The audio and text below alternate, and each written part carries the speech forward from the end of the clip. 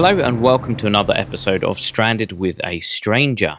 So we do have another Stranded Stranger. Firstly, let me just say thank you for the influx of these. We've had quite a few come in, which is great. It means we can get these a bit more regular again. And as always, if you haven't sent one in, please do send one in because, like I just said, the more of these we get, the more we can record. So today's Stranded Stranger is Ken Hallgring. Now, I hope I said that right. I'm hoping I said that right. But Ken has given us a really cool bio, so we're going to start with that. He says, "Hello, Jamie. My name is Ken Hallgring. I've been listening to Desert Island Tricks since you began. I've not missed an episode, nor a Stranded with a Stranger episode. I'll admit that I've looked up and purchased a fair number of the tricks and books mentioned by your guests. I'm hopeful that you'll keep this podcast coming for years and years and years. Spoiler alert. I guess it's time for my background. I've been performing magic for the past 50 years. When I was quite young, I had a book that an aunt sent me for my birthday, as well as a magic kit for Christmas from my grandparents. But it wasn't until I was about 13 years old that the magic bug really bit. Like so many others, I spent those years scouring my local library for magic books. At the time, I didn't appreciate the great number of variety of books our library had. That was because the head librarian was a magician, which I wouldn't find out until many years later.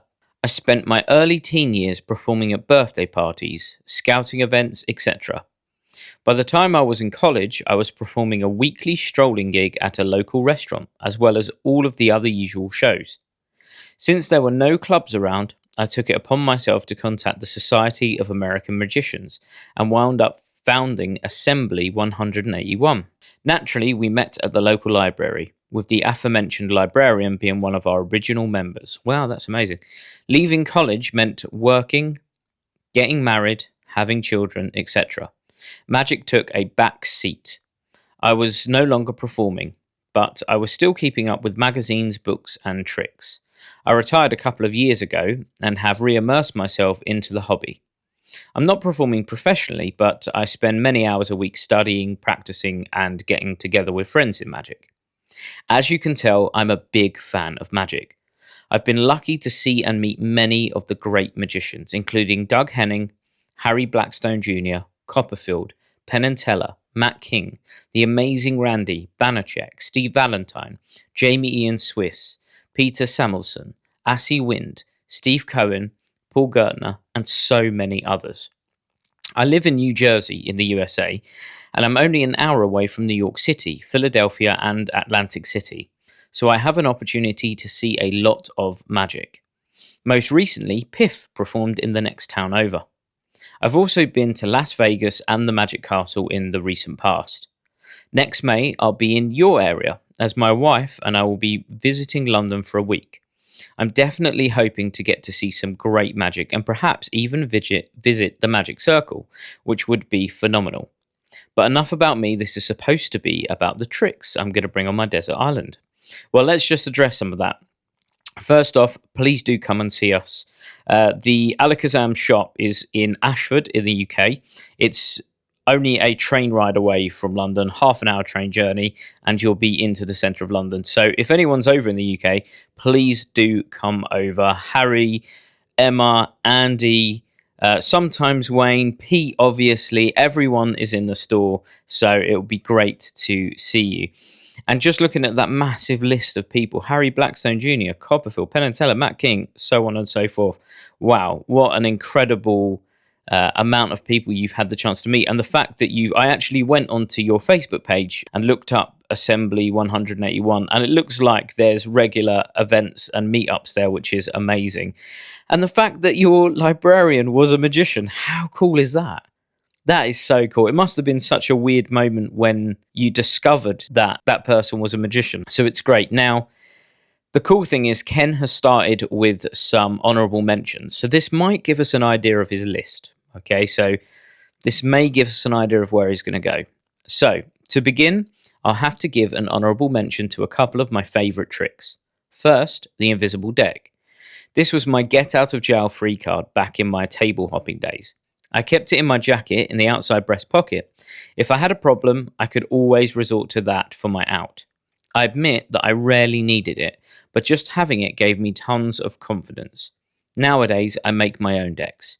I'm quite pleased with my presentation, and I use another prop with it, which I feel adds a great justification as well as a unique presentation angle. I'm also a fan of ACAN. I really like the Grail. It's such a clever approach. I've tried many different variations. Aside from a method that is somewhat my own, the Grail easily bests all of the others. And I didn't even get to talk about book tests. I've got a ton of them. Tourist Trap is a great book, and All About Eve is so clever in so many ways. I really think you need to give us another dozen tricks. Maybe we need to have like a sequel to the podcast, another Desert Island Tricks or Desert Island Tricks Extended. So let's get into it. What do we think?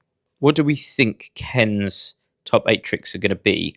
There we started off with card tricks, so maybe this is going to be a lot of card tricks. But then he also mentioned book tests, so maybe, and an ACAN, so maybe there's a bit of mentalism in there.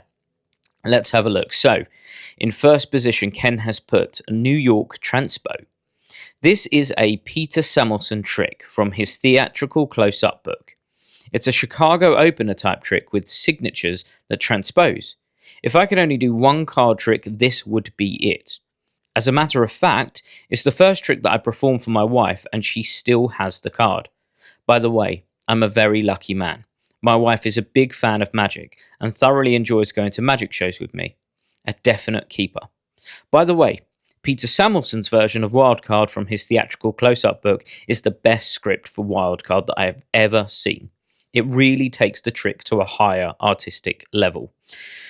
Amazing. Again, it's not one that I've seen, so I'm going to be looking up that one after I finish this recording. And very lucky of you. It sounds like you are very lucky that you have a partner who is also into magic. I think most other people's partners are sick of it very quickly in the relationship. So very well done you. But let's find out what Ken's put in number 2. So he has gone for B-Wave. I've been performing this for over 30 years. It's such a strong piece. I have the necessary items to be able to perform it with red or black jacks, queens or kings. I also perform Eugene Berger's variant if I happen to be performing for a magician. It's a treat to see their faces when I place the cards on the table to be examined. I do agree with Eugene, however, that the original version is the best for lay people, and that's the one I'd be bringing to the island. Great, B-Wave is a phenomenal trick, and it's just so direct and clean. I think it's an absolutely great choice. So far, we've got 2 card tricks. We've got New York Transpo and B-Wave. B-Wave, of course, mentalism. Where do we think we're going to go with number 3? We've got Skinner's Monty. I have a bit of a quandary. I like the 3-card Monty plot, and I know several. Each has their strengths. I've been performing Michael Skinner's Ultimate 3-card Monty for close to 40 years. It's one of those tricks that I've performed so many times that I could probably perform it in my sleep. I also like Harry Anderson's The Last Monty, as well as Stand-Up Monty by Garrett Thomas. But I know the rules. I have to pick one. There's no disrespect to the others. Certainly they are honourable mentions, but the Michael Skinner routine will get the nod, simply because of its longevity. Absolutely. I know lots of people that still perform Skinner's Monty. I think it's just one of those things. It's going to be a classic. And to the other ones that you mentioned, obviously, Harry Anderson's The Last Monty and Stand-Up Monty, both of them are both phenomenal. I know lots and lots of performers who use Stand-Up Monty at every single gig. So a great, great choice. And even though you've just picked 3 card tricks, they're all very distinct in their selection. So New York Transpo, you mentioned that was a signature transposition, which sounds quite unique. B-Wave obviously is a mentalism prediction, and then Skinner's Monty, which is a 3-card Monty. So each of those tricks feels really, really unique, which is really cool. And it does bring us to number 4, which is great trick. Dean Deal's Blizzard. As you can tell, I do like me some card magic. I love the plot of ending up with a deck of blank cards. Again, I have quite a few of them, although I've owned Blizzard for a long time. I recently purchased the new version with the updated plastic gimmick. It looks wonderful and handles like a dream. I think that the reason I'm selecting Blizzard is that at the end, everything is examinable. Most of the other variants have something to hide at the end. Not so with Blizzard. I can still recall the first time I saw Blizzard. It was in the dealer's room at a convention. I was so fooled. By the time I saw all those blank cards, there was no way to reconstruct what had happened. I feel that most folks have never seen a deck with blank cards. It's only natural that they'd like to examine them, and for me, that's what separates Blizzard from the rest. Absolutely. I think we've spoken about this on the podcast before, but I distinctly remember the first time I saw it in Davenport's in London when I was probably, I don't know, maybe 17, 18, and it absolutely knocked me for six. And I cannot imagine that there's any magician who had that performed on them that doesn't remember that first performance. It's such a phenomenal trick, and it's so cheeky. Like when you find out how it works, you just can't believe that it works so well. It really is phenomenal. So a great choice. And again, another card trick, but feels pretty different with that blank deck ending to everything else. That brings us to number 5, which is Gene Anderson's newspaper tear. We've passed the halfway point on the list. I know I'm allowed to define my desert island exactly as I wish. Well, on my island, people still read newspapers. There's so many magic tricks from days gone by that use props that are not commonplace anymore. Cigarette magic used to occupy a large section of magic catalogues. When was the last time you saw a magician manipulating thimbles? In the United States, coins are becoming quite rare. Very few people carry them anymore. I know that I don't, other than for magic purposes. I've made the decision to exclusively use either old antique or foreign coins. That gives me a chance to talk about them and justify having them. Even paper currency is becoming somewhat rare. There are many establishments that only accept credit cards now. I have to wonder if money and coin tricks will join cigarettes and thimbles in the near future. Which brings us back to newspaper magic. There are so many wonderful effects that have been created for newspapers. I was lucky enough to see Doug Hennon perform Gene Anderson's newspaper tear on Broadway in the Magic Show when I was a teen. It was so powerful. It really stopped the show. When I was a bit older, I purchased it and began performing it in my shows. There was always an audible gasp at the flash restoration of the paper. So on the island, newspapers will be commonplace, so I can continue to perform it. Okay, so we now have a newspaper that we're going to have to develop just for our island, just for Ken. Okay, so I want name ideas for this newspaper. What are we going to call it? We need a good name for it. That's a great choice. I know that newspaper tears are still something that's used fairly widely. I know that we've seen it on talent shows like Britain's Got Talent and America's Got Talent over recent years. So hopefully there's always going to be a place for it. I know in the UK newspapers are still sold quite widely. I'm not sure what that's like around the rest of the world, but hopefully it will be something that you can carry on doing.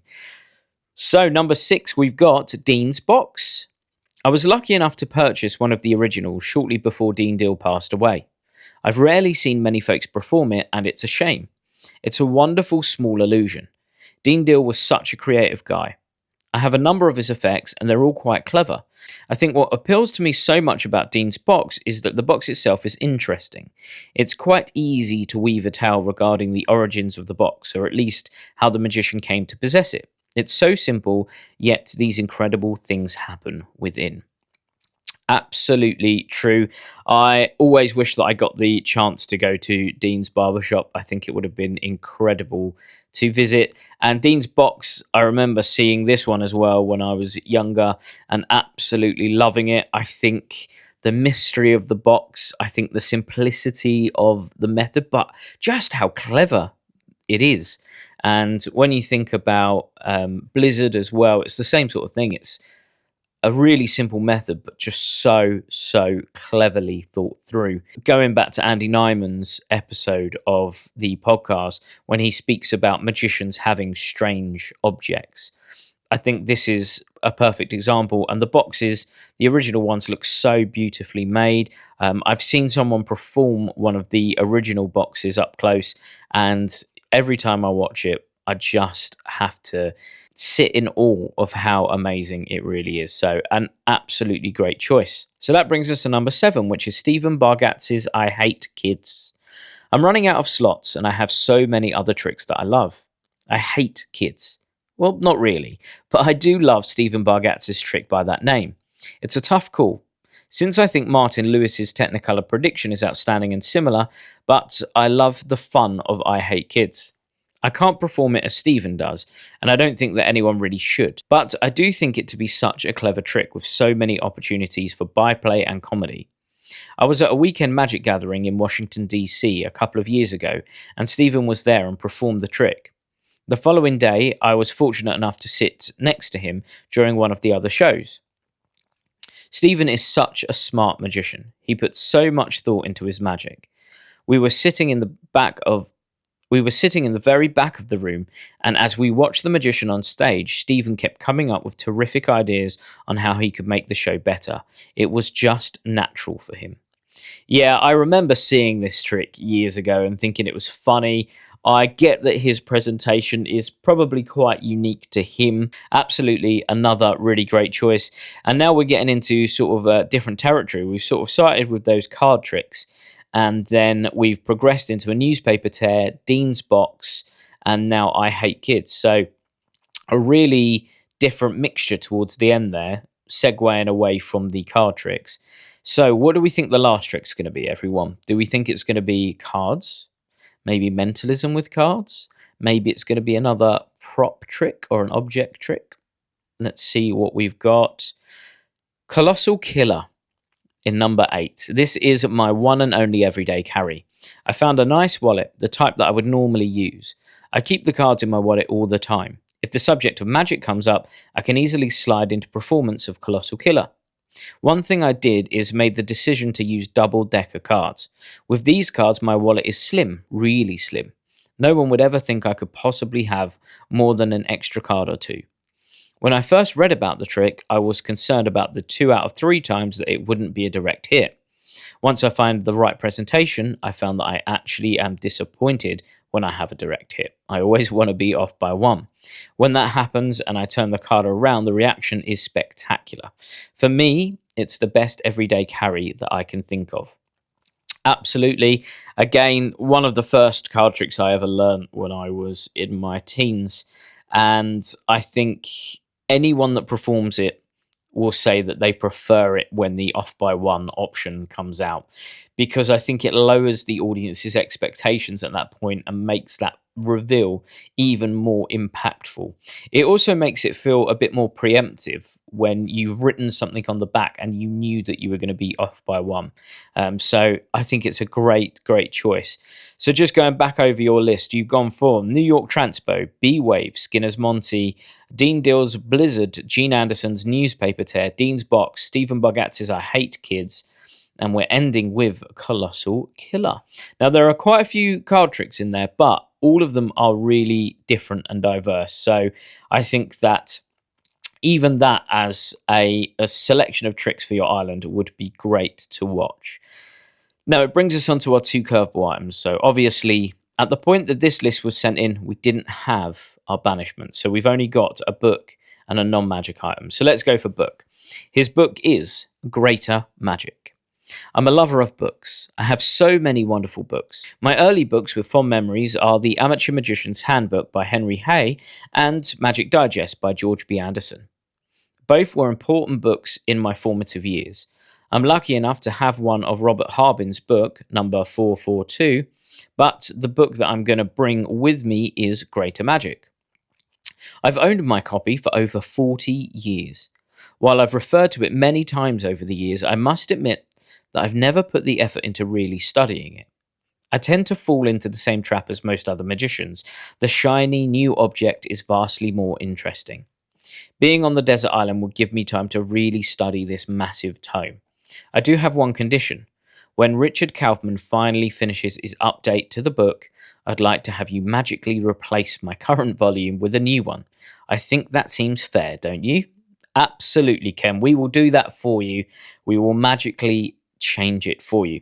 Now, funny enough, a few days ago, I recorded another episode and someone put the Amateur Magician's Handbook in their book position. So you have to wait for that one. But Greater Magic is an absolutely excellent choice. And like you just said, I wonder how many of us would go back and take one of those early books and really study it on our island when we have the opportunity to do it. So that brings us to our last item, our non-magic item. Ken has put in iPhone with AirPods. Wow. Technically 2 items here, Ken, but I'll let you have it. Let's see your reason first. I have quite a few magic podcasts that I religiously listen to. I found them both inspiring and educational. I won't list them here, but suffice to say that I have more than enough to occupy my time on the island listening to the various podcasts to which I subscribe. Okay, because you're using it to listen to podcasts, I will let you have the iPhone and the AirPods. And no doubt you'll come up with a cool little AirPods trick as well. Absolutely great choice. Yeah, I'm a massive podcaster as well, not just in magic, but in other areas. I'm quite into comedy as well. And I think that there's a lot of information to be had by other creative industries that we can use in our own performing lives as well. So a great choice. So thank you so much, Ken, for sending that in. It's such a great list. There's some phenomenal tricks there. And I'm going to look up the New York transfer at the beginning. So thank you for that. Now, Ken is a stranger no more. We know everything we know about him. Now, if you want to send in your list, don't forget you can send in your list of 8 tricks, 1 book, 1 non-magic item, and now 1 banishment to sales@alakazam.co.uk. In the subject line, please put my Desert Island tricks, of course, include a bio and the reason for your choices as well. We'll be back later on this week with another episode of Desert Island Tricks, but for now, have a great week. Goodbye. When I perform at gigs, I look at effects that tick these 3 boxes. Is it super strong and powerful? Yes. Will it last with your spectators for a lifetime? Absolutely. And does it leave them with a souvenir that perfectly captures the moment of magic? If that all sounds exactly what you're after, look no further than the liquid forks. These forks have been custom designed to be able to bend right in front of your spectators' eyes.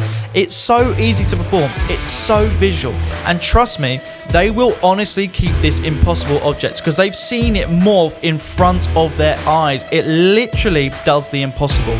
Not only that, Liquid Forks comes with 50 of these forks in each pack, and it comes with the full Liquid Forks routine taught by the world famous David Penn.